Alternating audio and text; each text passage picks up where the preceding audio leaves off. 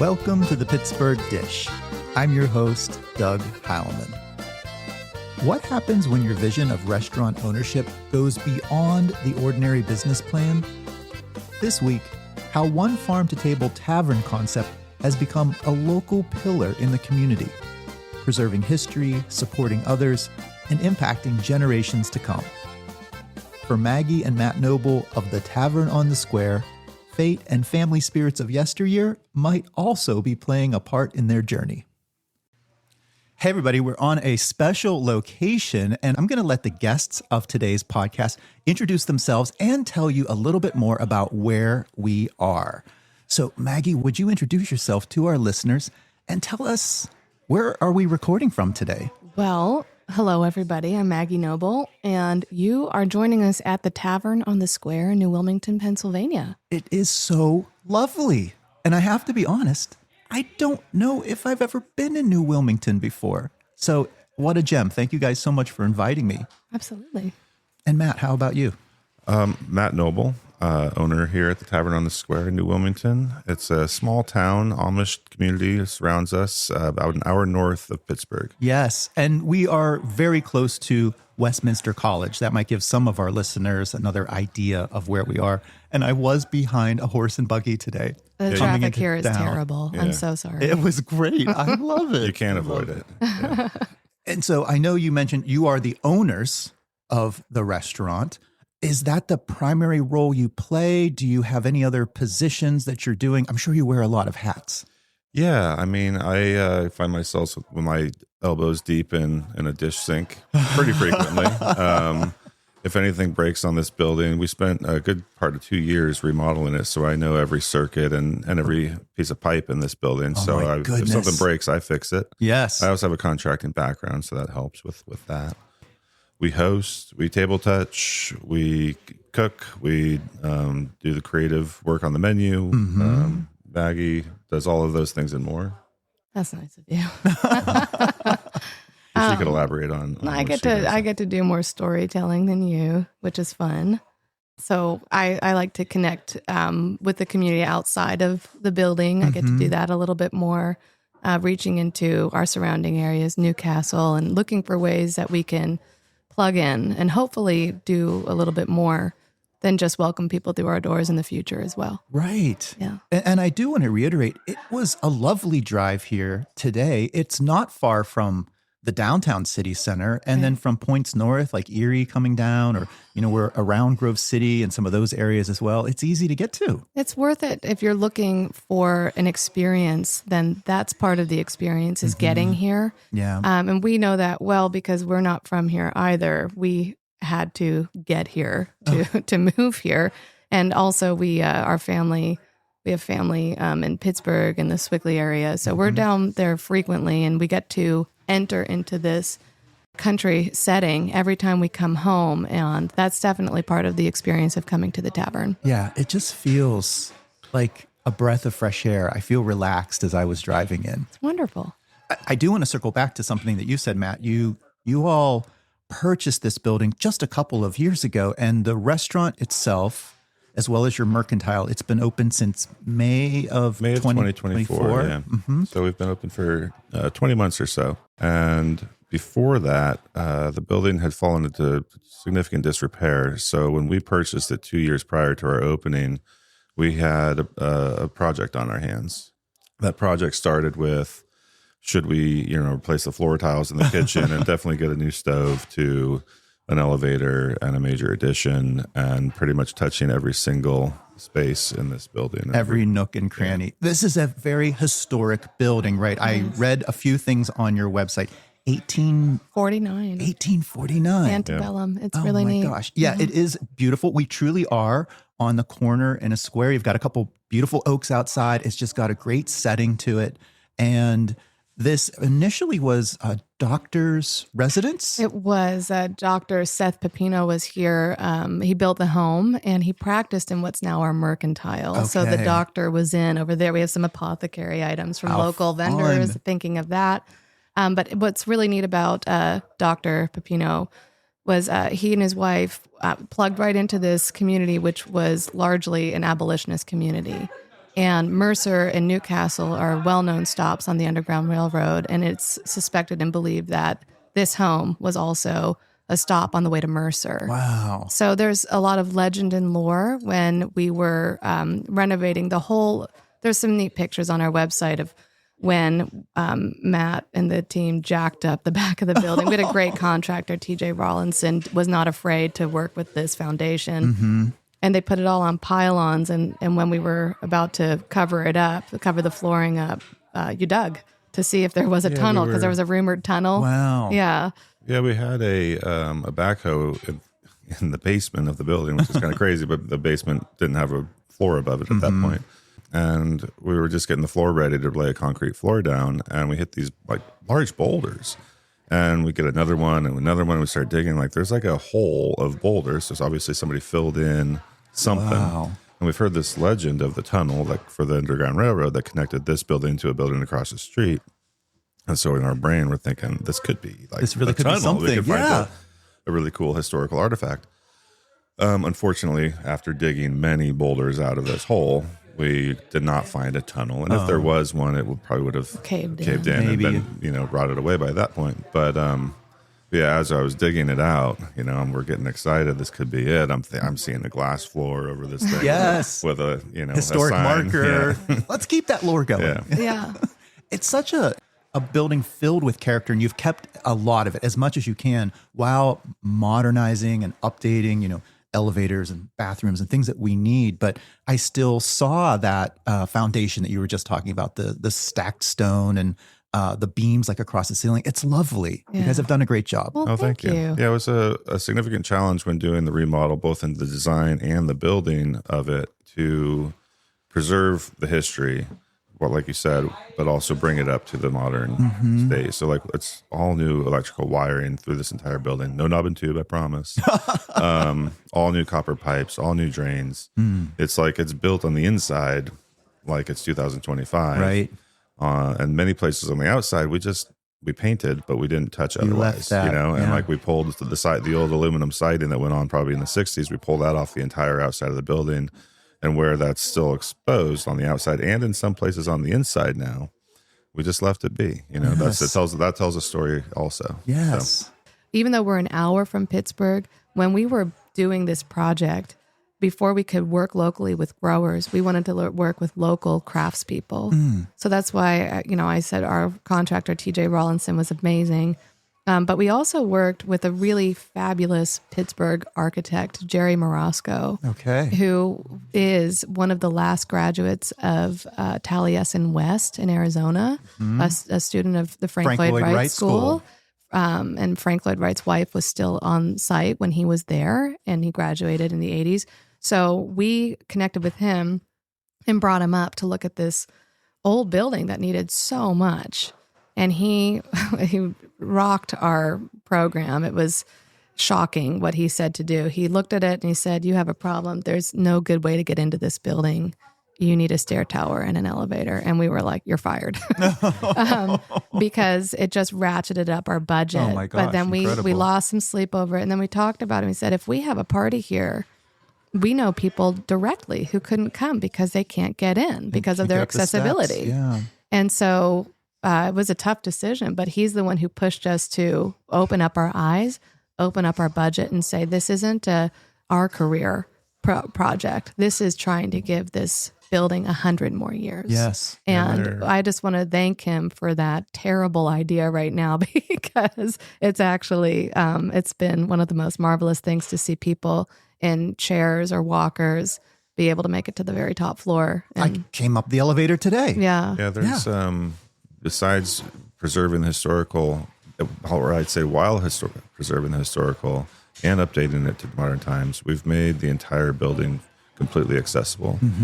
And not because we had to, but because once you kind of go down that road, why make it 80% accessible? Right. Go all the way. Make it fully accessible. So we widened doorways and put them back together to maintain their historical look.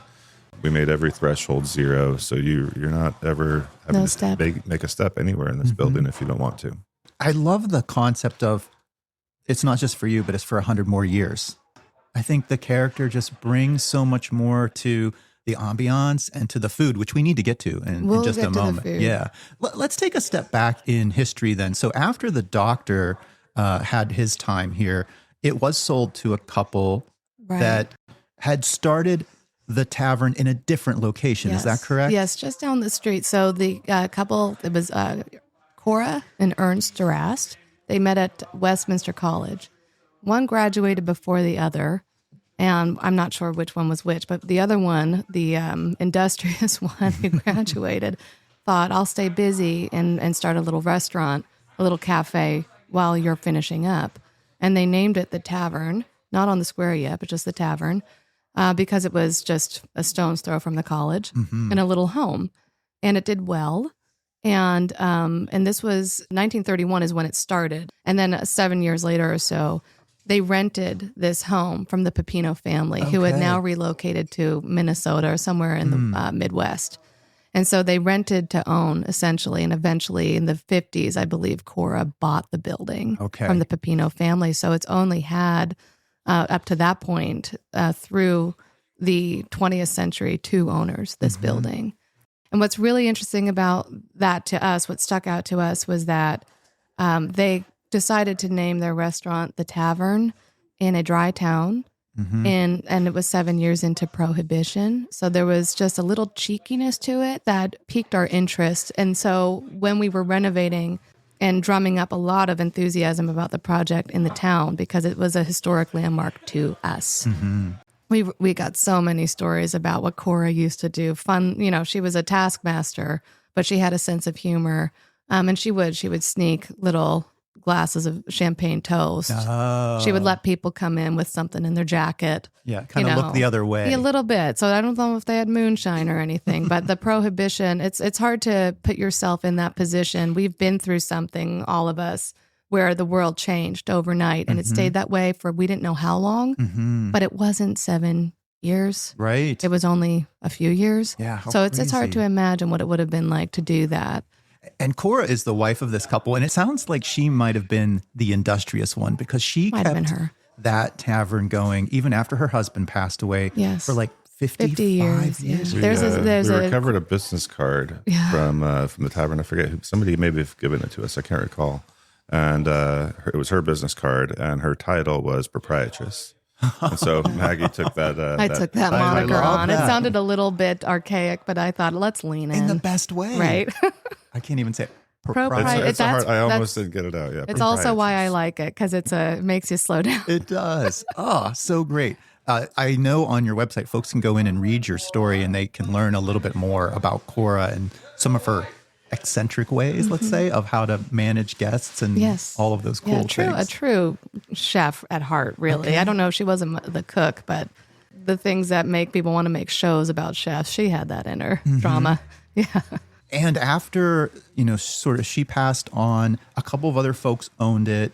And then it's stranger than fiction. I don't know if you're going to maybe want to cut this out because it's too crazy, but her daughter took on the role of proprietress for some time after she passed. And it was a tough time in food because this was a fine dining restaurant without a liquor license through the 60s, I think, is when it kind of became white glove and you wear your mink to this, and children, maybe you can, maybe don't.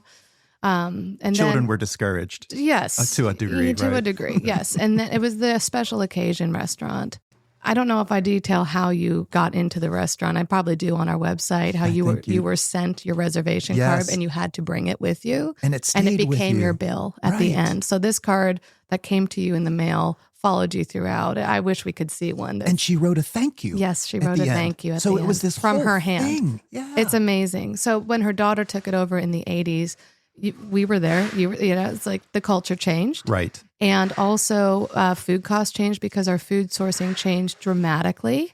Industrial food was real. So your margin should go up if you're charging the same. But really in our industry, the margin depends so much on turn and burn if you don't have alcohol, which means no fine dining anymore. Well, that's right. Or you have alcohol, and that's where your margin is. And they didn't have that. So her daughter was facing an uphill battle. And then actually, I had the recent joy of meeting some family at this very table several months ago, I was told by our server, Heidi, hey, Maggie, that table 35 says they're your family. And I look out from the kitchen and say, I don't know them.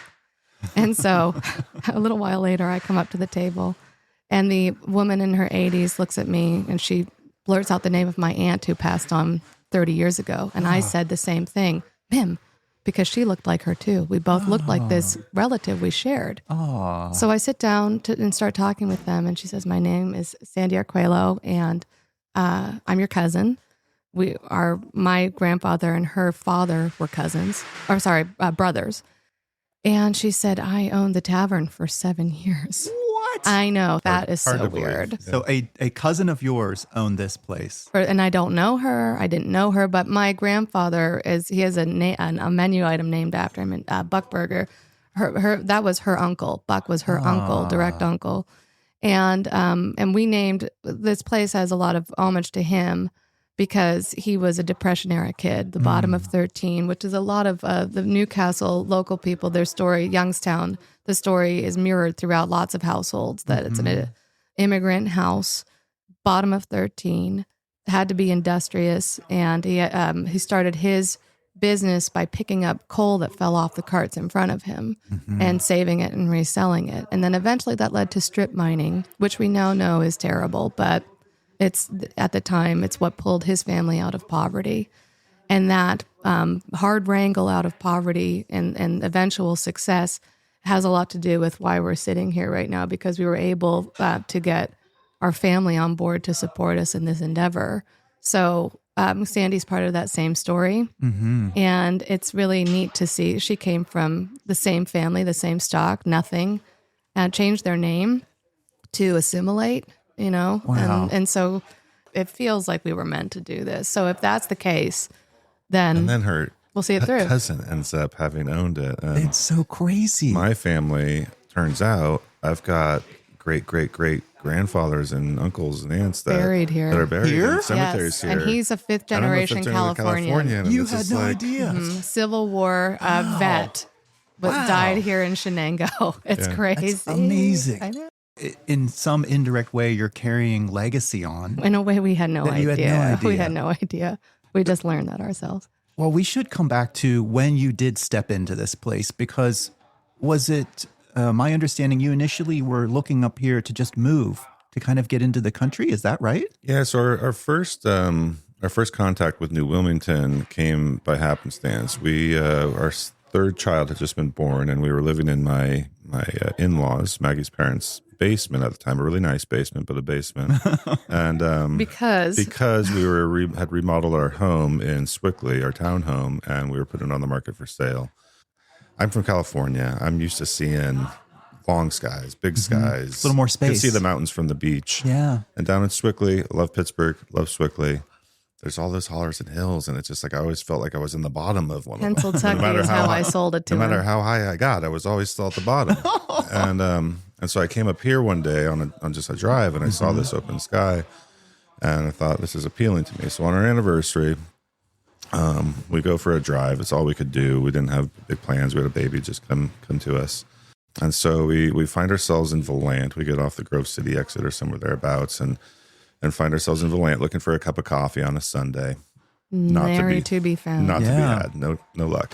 So I look up on Google Maps, look up the next town over. Okay, New Wilmington. They've got a coffee shop. Let's go check it out.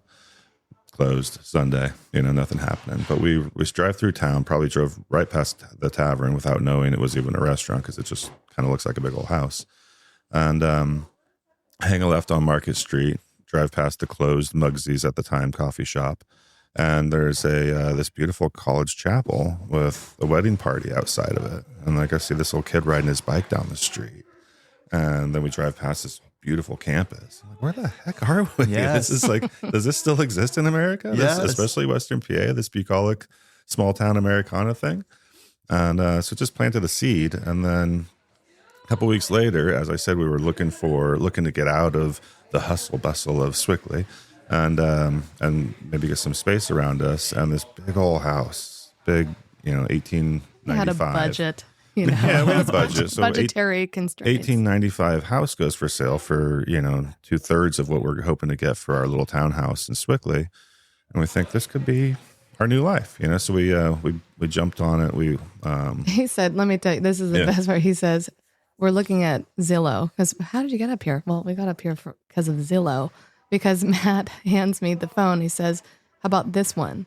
And I see this gorgeous home, big window panes like you can't find anymore. I didn't realize how drafty they'd be, but they were so beautiful. And I said, oh, that's it. Where's that? And he said, New Wilmington. And I said, where's that? So then he reminded me of the little country drive. And my first thought was, does Amazon deliver up there? Yeah, I think there's a distro center just down. Yeah, it's all good. 79. We're totally set up for Christmas. We're fine. No. Small town shoppers. But yeah, it was really a discovery for us as well. So just to sort of fast track this. So you find this beautiful historic home. You sell the townhouse in Sewickley. You move up here. You restore that house. We restore the home during COVID. Yeah. Yep. Did a lot of similar things we did here. Took chimneys out, moved walls. Blah, blah. It was training camp, and we didn't even know it. Right. It was a primer. And then while that's happening during COVID, this restaurant location has shuttered. It dies. And now you continue to watch our town. Yeah, it sink stays further empty, down. right? Yeah, into it was sad. And one of the reasons Matt was coming up here is because we did some design build in Sewickley. We did our own home, and then Matt was doing kitchens and bathrooms in Sewickley. So he was working with cabinet makers from up here. And we didn't know that there were these Dutch cabinet makers up here, Amish. So that was what brought you up here. One of the things that brought you up to Big Sky Country, as we like to call it, was working with these craftsmen. That was one of the first draws up north. Right. And where you then got to discover this, as you said, bucolic lifestyle that was maybe possible. Yeah, and it's a neat place. I mean, I think when you come up here, we're surrounded by Amish communities or a large Amish community. And what that does is it brings this like interesting element of the community, these people living like it's the olden times. And you drive up to the tavern and you see some man on a 4-horse plow plowing a field, and it's like, what's going on or here? A 9-year-old, and then you stumble into this beautiful restaurant and you're treated with real hospitality, and you get this kind of throwbacky, slow down, everything's going to be all right kind of vibe. So we're really trying to tap into that. Yeah, it's still there, and it's not anything that has to polarize or divide. It's all about bringing people together. That community is still there. The gathering place is still there. All are welcome at this table is still there, or getting stronger, hopefully. So we're trying to harken back to something that we want for this community. And we're saying we'll be the team that makes it still there. I love that. Thank you. Yeah. I'm Maggie Noble. I'm Matt Noble. And you're listening to the Pittsburgh Dish. Well, I'd love to bring it back. And actually, I want to ask a couple of things. I definitely want to get into the restaurant. And, as you said, the service you're trying to provide as you're bringing folks to the table. I also want to just sort of step back to your own personal lives. It sounded for a moment like you're both into this renovation and contractor kind of world, but you both met in culinary school. Is that correct? Yeah, we both sort of meandered our ways through our 20s. Okay. Jacks of all. And we had slightly different meanders, but they led us both to culinary school at about the age of 28, 29. My background, I grew up in Southern California, Santa Ana, Newport Beach, Irvine, the North Orange County area. Beautiful there. Yes. Yeah, beautiful. Great childhood, suburban lifestyle. It was great. Then moved up to San Francisco to go to business school when I was 21 years old. Got my degree in 2008 in business, just as the world economy fell completely off the face of the earth. And I couldn't find a job anywhere. So while I was in school, I was doing handyman work for my uncle in the Bay Area, Greater Bay Area, which was a really cool experience because I got to go, A, he was a foodie. We cooked together. B, we were in San Francisco, so there's great food everywhere. Yes. And just got to explore the lunch hour was fun. Yeah, the Greater Bay Area, because he knew all these little holes in the wall, and we'd go to little Chinese dim sum spots or go to get some pho in the sunset or whatever it might be. And my interest had already been sparked. My parents are also foodies. We cooked at home. I started just cooking like before Julia and Julia did her thing. I was actually cooking through the first few chapters and making potato leek soup and mushroom soup in Julia Child's And mastering the art of French mastering cooking. art of French cooking. Yeah. And it's like, and I'd go to the Ferry Plaza Farmers Market in San Francisco, which is this like incredible farmers market with all the best food you can imagine in the world. And I would just get something from the market that I'd never seen before or never tasted before and take it home and learn how to make it or cook something with it. And so that experience sort of like was this initial spark for my culinary interest, but the contracting thing paid the bills. And then when after I graduated, I just kept doing the handyman thing. I kept doing the contracting work. And Well, that sort of plays into what you've done here, Yeah. right? Yeah. Like all of that That's are all like part of the the story. mix. And so that sort of Yeah. training of in contracting, and then that sort of interest in food. And then when we meet in culinary school, obviously I had decided at that point that I wanted to do a career in culinary. Yes. And I went into culinary school with the real intention of being the top of my class. Like I was like, A, not going to get distracted by some girl. B, I'm going to be the best, and I'm going to be a chef in the Napa Valley. Of course, day one, I meet this girl and sweeps me off my feet. I'm strong like that. Yeah. You're tall. And Maggie, then what about you? So you do have roots in Sewickley. Yeah. What took you out to California and to culinary school? Ignorance. What? Right. So no, I'm a Yinzer at heart. And I I graduated from Chatham and in '08. And then I did a lot of internships in Pittsburgh in the area, trying to figure out, I was a communications major, which means you need to figure out what you're going to communicate about. So I worked for the Pittsburgh Pirates. I worked for 91.3. And then finally I worked for a production company called Sun King at the time, a fabulous place that worked with Coca-Cola. So I got to learn a lot. And I wrapped up with Green Building Alliance.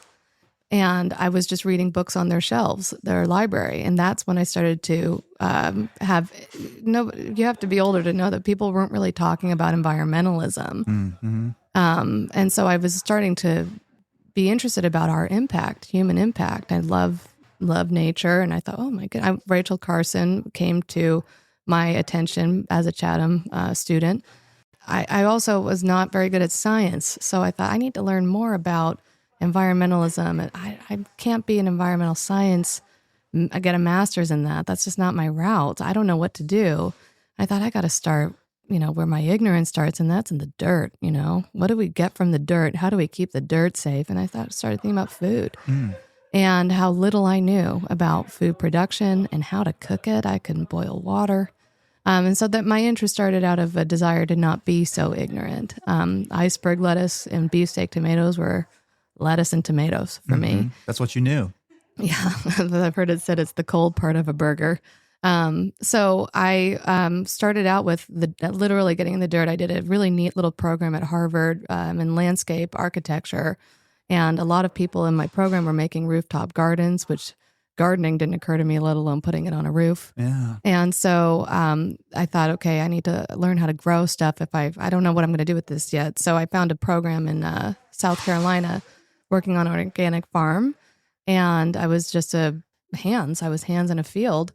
And I was lucky to be the person who brought the product to market quite a few times. And I also got to bring the product to the chefs in South Carolina and Charleston, which is a great food city. And so I would bring these big wooden crates with these beat up hands and tan skin, and I'd walk into these sterile environments. They looked surgical, chefs all in white. And I'd be holding stuff that I knew just came out of the dirt. And these surgeons, what are you going to do with this? Right. And my gateway vegetable it's a leaf called sorrel, green sorrel.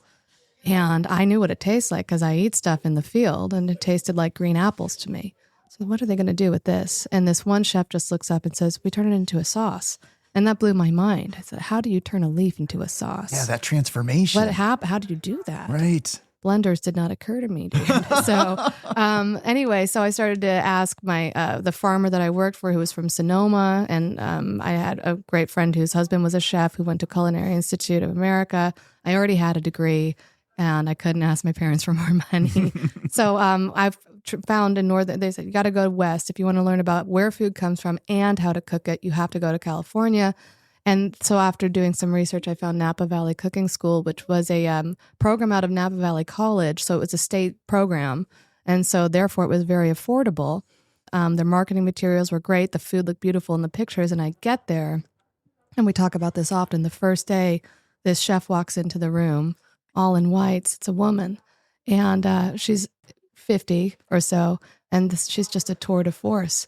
She starts telling these stories of her global culinary experiences, and this woman, Chef Barbara Alexander, becomes, over the course of the next 5 years, she becomes my mentor, best friend. I plug in between her and her daughter somewhere weird I could be in that family. It just becomes, over those years, very familiar. I ended up working for her. She hired me after I graduated, and I became the assistant instructor of the school. Way too green. Wow. Knew nothing. She knew it. And it was so hard and so scary, but got through it. And I didn't know also, just like with Matt doing construction work in these old homes in the San Francisco Bay Area, just like I was thrown into teaching professional culinary students, just having graduated myself, like blood in the water. I didn't realize that would also be preparing me for this well. Journey. Yes. Yeah. My goodness. It's cool. It's so cool. Yeah. You have me thinking about, with your background then too, I'm sure that the menu here, trying to do local and not that, you said it earlier, industrial sourcing, right. that probably plays into Absolutely. a lot of the dishes, right? Yeah, absolutely. We work really hard, and it does, cost us time and money to source the local ingredients that we source, but we do it because we think it's the right thing to do. Mm-hmm. But just as important, it's better. The food. Absolutely. The food tastes better. It totally does. When you cook seasonally and you cook locally and you cook with ingredients that came out of good soil, out of good earth, it's just better. It's better for you. It tastes better. And in every way, it supports the local farmers and the local community, plugging back into our locality. And so it's definitely a significant part of our mission. And it's honestly based off of our training from Chef Barbara Alexander in the Napa Valley Cooking School and the experiences we had in the Napa Valley and in California in general. We wouldn't do it any other way. It was not, we wouldn't compromise that value for anything. So if this doesn't work, Yeah, I'm sorry, you're going to have to make this like parts 1, 2, and 3. No. But when we were discussing our business plan, again, like my dad is one of our biggest investors because he grew up in Grove City and wants to see these communities thrive. Right. Yeah. So we were explaining our business plan to him, and he's not in the food industry at all. So he said, well, what do you think about mirroring, one of these profitable businesses that serve food in a basket out of a fryer, which I enjoy. Sure. I like fried pickles too. There's a place for that. Absolutely. But I just said, I don't have any interest in plugging into that as a business person. I like to try that food sometimes, but I don't want to be part of producing it. I can't do it. That's why we're so grateful to be on your show, because it's like we're begging people to get on board with us. We need you. We need people who feel the same way as we do. We owe it to the customer to provide great food, but we are asking for like-minded people to support our mission. Right. Yeah. Yeah, I think the thing that is the most difficult element of cooking farm to table, which is a phrase that kind of maybe it doesn't mean that much to some people. Maybe it means has negative connotations to others. But basically what it means to us is that we're cooking as seasonally as possible and locally as possible. And we've found that we can do that both with really strong connections with our local farmers, but also good relationships with our vendors, whom a lot of them do support. If U.S. Foods and some of the bigger suppliers, they're supporting still local. Getting local, yeah. We but work the only with way US you can, Foods. They do a good job helping us out. The only way you can really do it through those vendors is by buying whole ingredients and cooking everything from scratch. Yeah, you can't do the pre-batch stuff. You can't buy a sauce. Not from within 200 miles of here. Right. Pot stickers from U.S. Foods are not local. No. But, you can get raw ingredients from them and make pot stickers that are local. So that's the biggest part of the challenge is the scratch cooking element. We're building stock from bones like cooks do. Right. And we're trying to keep our prices. We're trying to stay competitive with the local market, but we're not buying food in a bag. We're Right. paying real people to process it and make it. So our ticket times, I'm really proud of our ticket times. They're great, but everything is fired to order. So, you're coming here. Same with we have this amazing mixologist, Augustine Dunn, who's just a diamond in the rough up here. We're so lucky to work with him. And he keeps telling us cocktails are something that are made to be savored. They're supposed to slow you down. He's wonderful with that. So we think that same way with the food, even though it's not fine dining, it's tavern, bistro food, but you're supposed to take your time getting up here and take your Yes. time enjoying it. Can we talk a little bit more about the menu right now? Because I think we haven't told our listeners much about it. So since we've mentioned farm to table, tavern style, slow it down, you've got a great cocktail program going on. What are some of the dishes that are really currently resonating with your diners, or some things that you guys are just really proud of to have on that menu? What I'm most proud of is Our number one selling it's our number one seller. is our burger. Oh, really? And we, Okay. like Maggie said, we're a tavern. We have a bistro menu. We are not fine dining. We're not trying to be, but we are trying to do everything we do Deliciously. delicious. Yes. So there's no dog on our menu, literally or figuratively.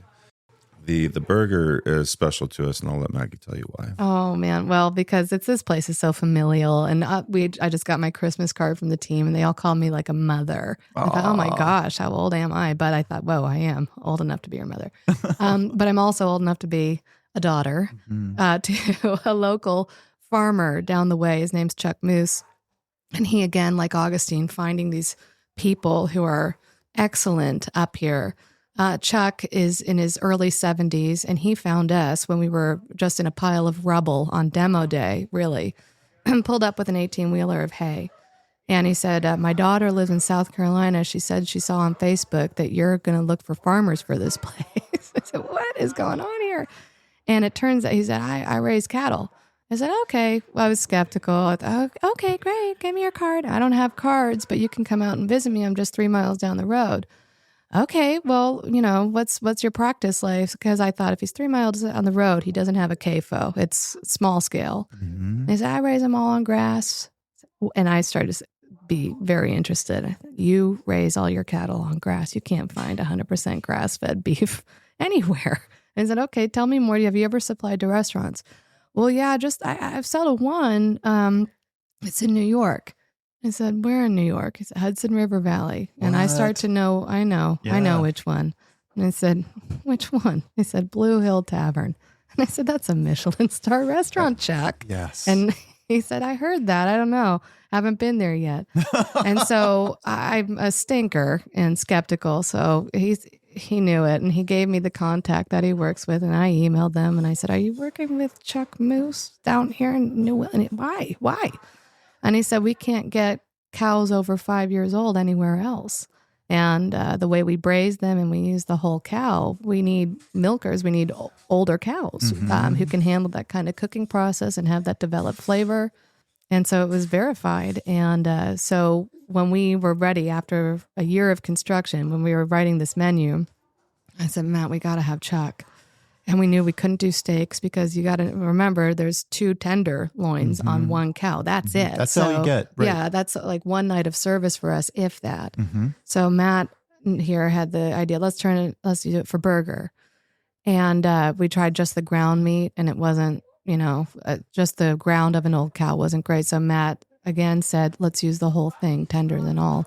So we buy, I don't know how many cows a month from Chuck. 2 to 3, depending on season. Yeah, 2 to 3 cows a month, and the entire cow becomes our burger. Your burger. 100% grass-fed, which as I get older and we all start thinking about our health after you turn 40, and you start to learn that you really shouldn't eat beef any other way because our bodies aren't we can't process it well, and the cow can't process grain well either. They can process grass. So we can process a cow that eats grass much better.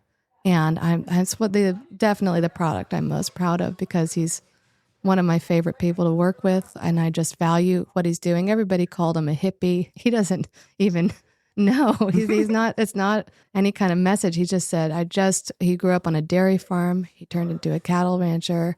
And he just said, it just made sense to me. Why am I buying grain in when I got all this grass right Grass. here? What an incredible story. Yeah, it's a special it was burger. So special. an idea and like a promise of our values that turned into a problem that we turned into a solution. Solution. That I think when you taste our burger and you tell somebody that it's 100% grass-fed, grass-finished, never ate grain, lived its entire life in a pasture, 3 miles away. 3 miles from here, and because if we age it right, and also we're using all of that choice meat, so all of the rib, all of the tender, all of those prime cuts that would become steaks in almost any other setting are being turned into our burger, including all of the fat that comes off of the animal. But because that fat is grass-fed fat, it's leaner, it's not greasy. And it's just really delicious. good. It's probably one of the best burgers in the state. It's so good. tasty. It's my go-to, honestly. So yeah, that's something we're very proud of. It's also, like I said, it's our number one selling item.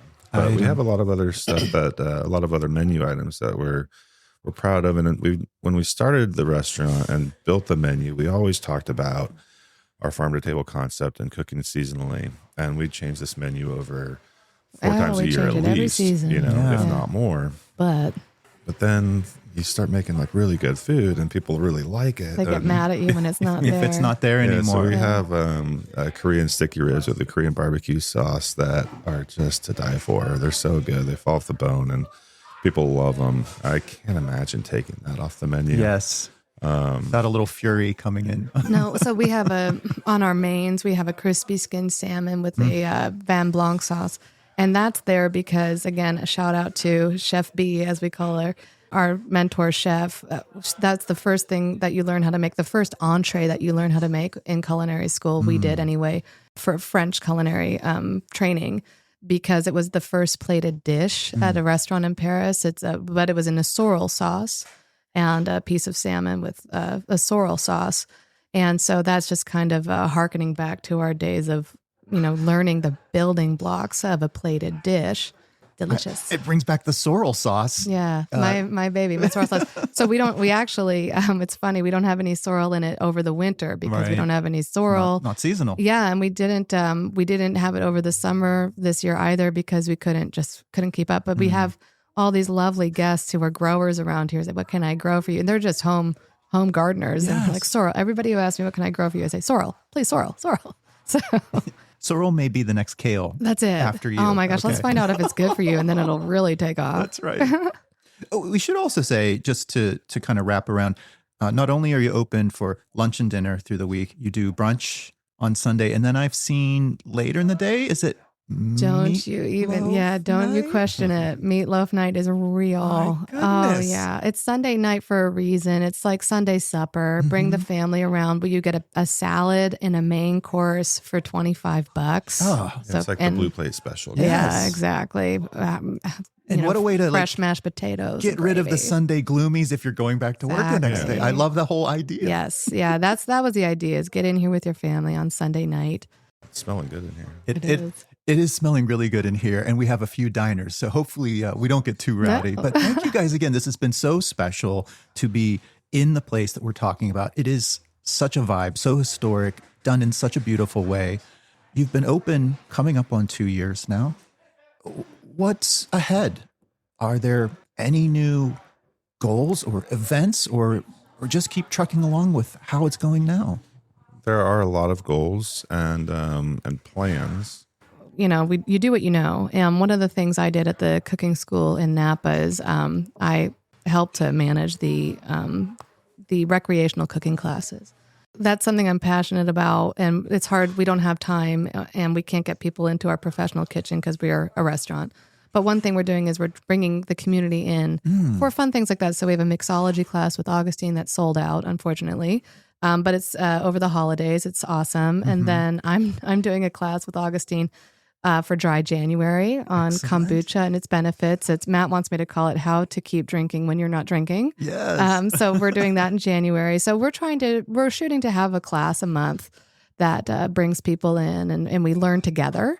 So that's some small scale goals that we have. And then some bigger goals is we still have a couple square feet in this building that we want to finish out for private dining because we didn't realize that would be such a big part of our business. You've had an ask for it, right? Big time. A lot of requests, and we fulfill almost all of them for anywhere from 12 to 25 person dinner parties, and they want one big table and they want 20 people to sit around it.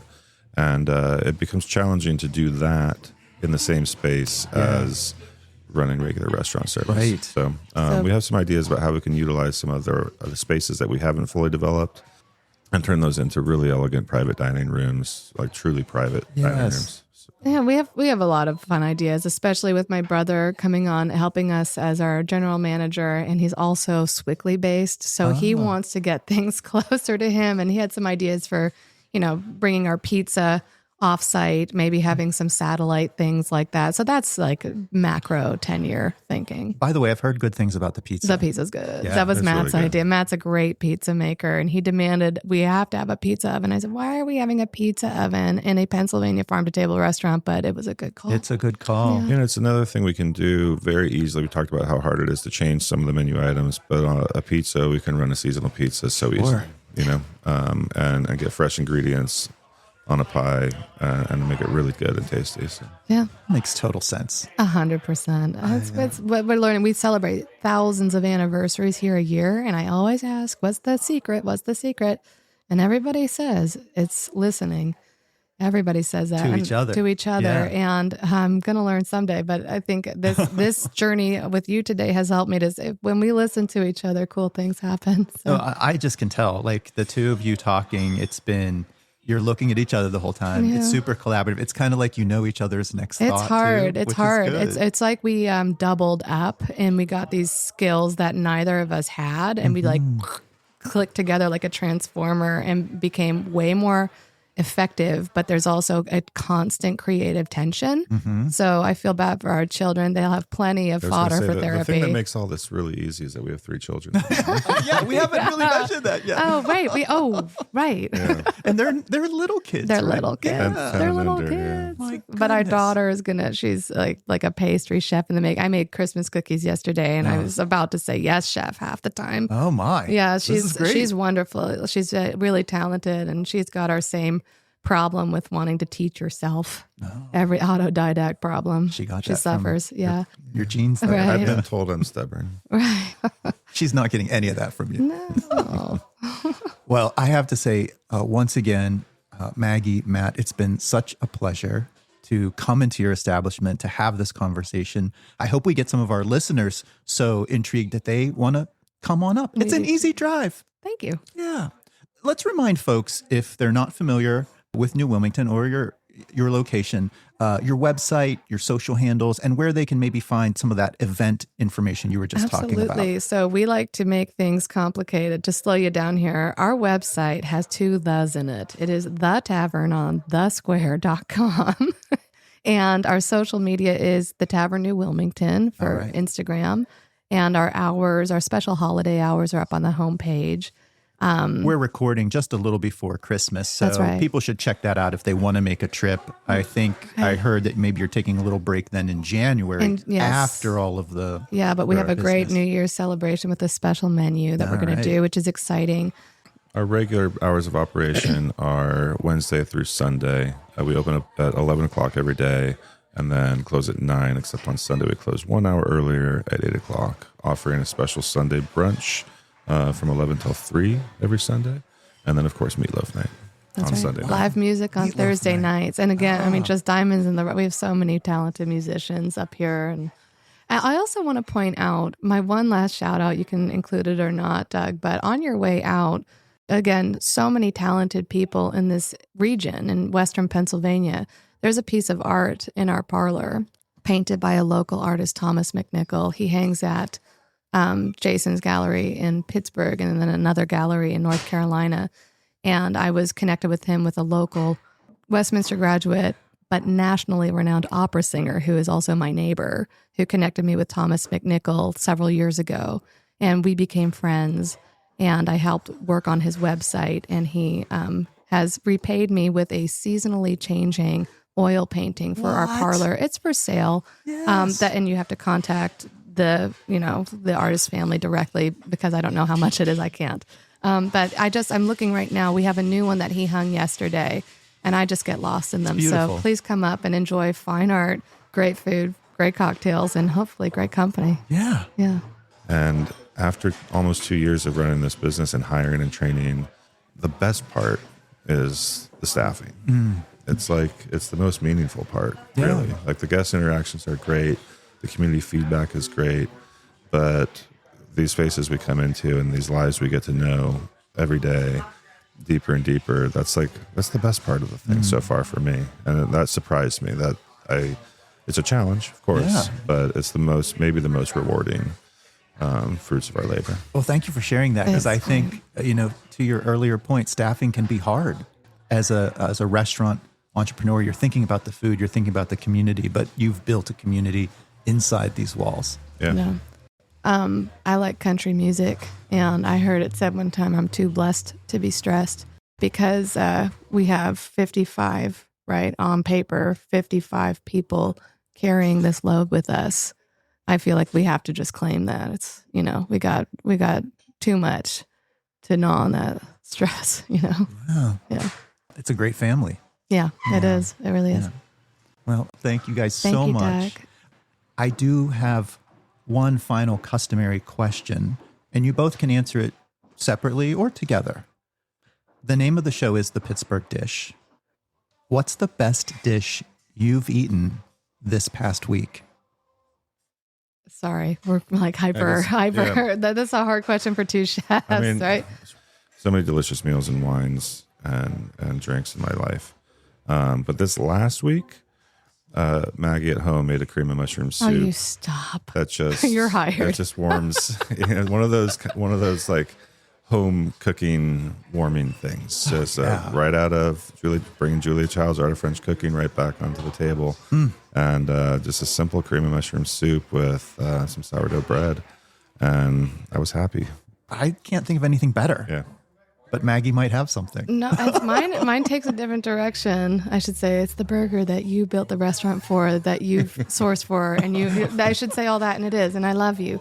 But this is. I have a surprise one. Matt and I got to go out last night, and we went to a restaurant called La Resto in Newcastle, and we've been told to try it, and we finally got a chance to.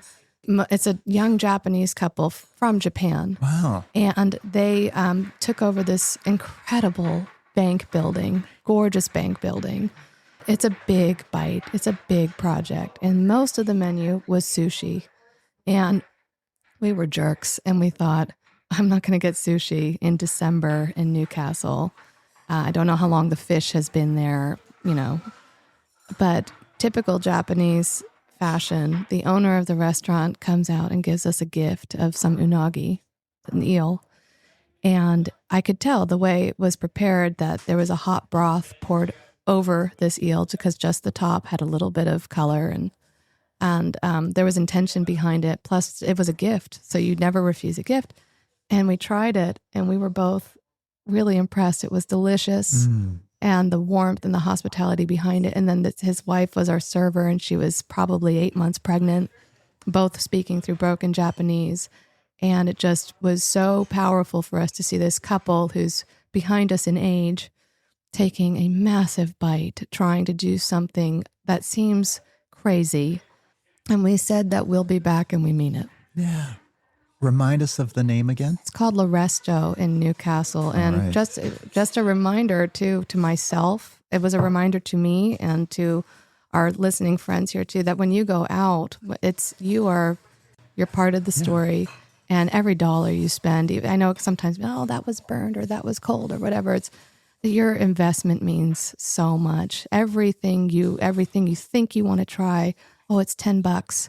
It means something to the server. It means something to the business. It's an investment we deeply, deeply appreciate and need. So please don't feel bad when you go out and spend some money, because we've really, really we need it, and we're grateful. Right. You're really investing in your community and in other people. Yes. So let's do it.